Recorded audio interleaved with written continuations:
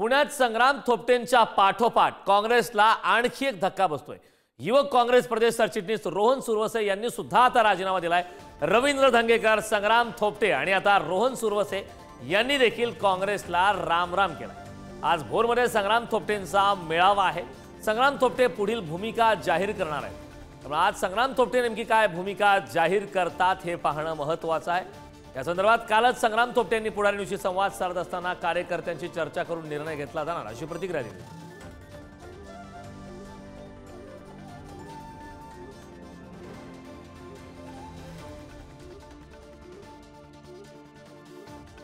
या संदर्भात ताजी अपडेट देण्यासाठी आपले प्रतिनिधी ज्ञानेश्वर चोथमल आपल्यासोबत जोडलेत। ज्ञानेश्वर, संग्राम थोपटे खरं तर यांचा आज मेळावा आहे आणि आज भोरमध्ये मेळाव्यानंतर ते आपली भूमिका जाहीर करणार आहेत। खरं तर दोन महत्त्वाच्या घडामोडी आहेत।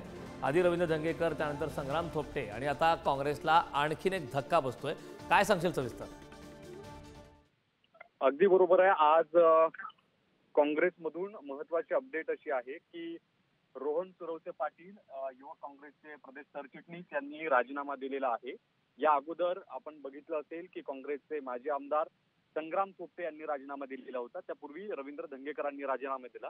काँग्रेसला जी गळती लागलेली आहे ती काही थांबताना दिसत नाही।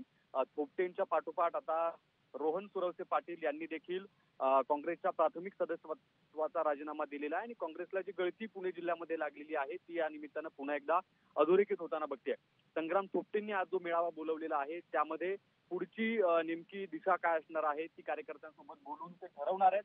11 वाजता भोरमध्ये हा मेळावा जो आहे संग्राम थोपटेंचा तो सुरू होईल आणि आज एकीकडे संग्राम थोपटे त्यांच्या पुढच्या राजकीय वाटचालीची दिशा ठरवताना आजच्याच दिवशी आणखी एक काँग्रेसमधून मोठा राजीनामा समोर आलाय। तो रोहन सुरवसे पाटील यांचा, ज्यांनी काँग्रेसच्या प्रदेश सरचिटणीस पदाचा राजीनामा दिलाय। उत्सुकता ही आहे की रोहन सुरवसे पाटील येत्या काळात कोणत्या पक्षात पक्षप्रवेश करणार आणि याच्याही पेक्षा महत्त्वाचं की काँग्रेसमध्ये इतकी सगळी गळती लागलेली असताना हर्षवर्धन सपकाळ जे कालच पुणे दौऱ्यावर येऊन गेले, त्यांनी देखील आढावा घेतला, त्यांनी देखील अनेकांची मनधरणी करण्याचा प्रयत्न केला, पण यात कुठेही त्यांना यश येताना दिसत नाही आणि आणखी काँग्रेसमधून काही या पाठोपाठ राजीनामे होऊ शकतात अशी देखील शक्यता जी आहे ती पुणे जिल्ह्याच्या राजकीय वर्तुळामध्ये दिसते आहे।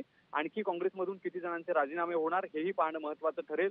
मात्र आज जे आपण पाहतोय की रवींद्र धंगेकरांनी राजीनामा दिला, त्यानंतर माजी आमदार संग्राम थोपटेंनी राजीनामा दिला आणि आता पुन्हा एकदा काँग्रेसचे युवक प्रदेश सरचिटणीस रोहन सुरवसे पाटील यांनी राजीनामा दिलेला आहे। नक्कीच ज्ञानेश्वर, आगामी काळात या संदर्भात काय घडामोडी घडतात, या मेळाव्यानंतर संग्राम थोपटे काय भूमिका घेतात हे पाहणं महत्त्वाचं आहे। खूप खूप धन्यवाद या महत्त्वपूर्ण अशा माहितीसाठी।